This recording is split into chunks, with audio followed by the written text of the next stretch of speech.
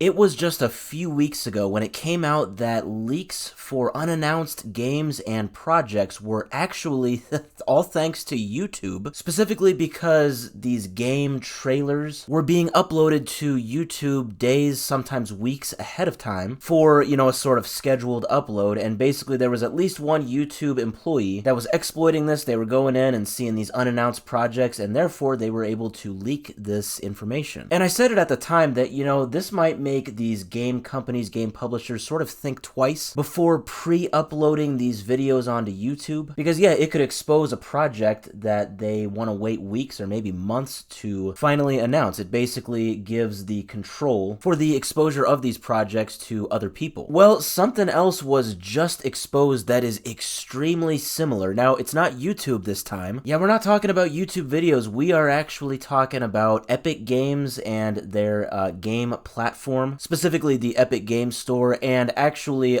more specifically, a third-party application or third-party platform that gave statistics on Epic Games, and, well, there was basically an exploit that exposed a lot of different information, and similar to our YouTube story from a few weeks ago, this leaked a lot of upcoming games and upcoming projects, and I mean a lot. Okay, so what's going on? So there is a new, a recently launched application or platform or website. It is called EpicDB or Epic Database, so this is very similar to the Steam database, where it's, a third-party platform that gives statistics and trends and numbers, current player counts, etc. for Epic games, or specifically games that are on the Epic Games platform, similar to how the Steam database functions with assisting in statistics with Steam games. So yeah, this website just launched very recently, and people very quickly noticed that there were a lot of different games, or specifically these projects that were being listed under different game publishers. And these projects were basically unannounced. So the way I understand it, if you're on the Epic database, when you click on Square Enix as the publisher and it lists all of their games, it would list Final Fantasy VII, Dragon Quest III, etc. And there would be these random projects that would be listed as well under Square Enix. Maybe there'd be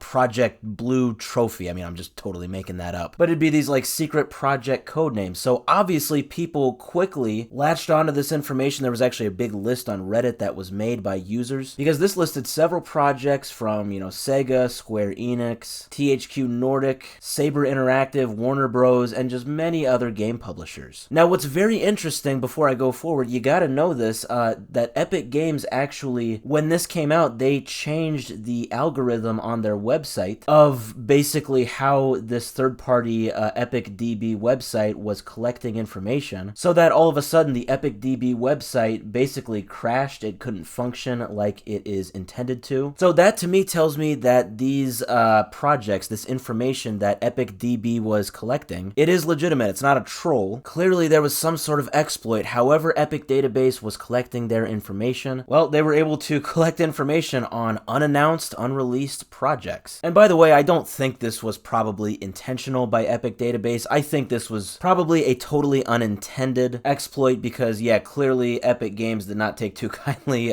to it, and they very quickly, like I said, changed their algorithm, and now the newly launched Epic Database website basically doesn't work, and who knows if it will work at any point going forward. Okay, so these projects themselves, what are these project code names? Well, some, I guess, were more straightforward. There is a Turok game under Saber Interactive. Turok, by the way, is this series of dinosaur first-person shooters, I believe. It actually looks really cool. I've never played them. And then there's just other project names. There's something called Project Batman under Paradox. Rockstar has one called Project Semla. PlayStation has a project called Utah. Square Enix has one called Momo, etc., etc. You get the picture. Now, obviously, the main question is, can people decipher these project names? Well, it turns out a lot of people with knowledge on these games and these series and these publishers, they were quick to point out what these project names could point to. So, for example, Momo under Square Enix, people are very heavily leaning toward a Final Fantasy IX remake for that. Now, don't ask me, I'm not at all familiar with Final Fantasy IX lore, but apparently Momo has something to do with it. I believe the Semla project under Rockstar, people are saying that is going to be a Red Dead Redemption 1 PC port. And yeah, on and on, people have identified a lot of these project names names and kind of linked it to what it probably could be. I'm also seeing a PC port or a PC version of The Last of Us Part 2. That could be pretty exciting. Oh, and I'm also seeing too that people were also able to view the storage space of these projects. So for example, Semla from Rockstar. On Reddit, it was pointed out that this is 10 gigabytes, and that's exactly pretty much the same size as Red Dead Redemption 1. So yeah, this is still an ongoing thing. This happened less than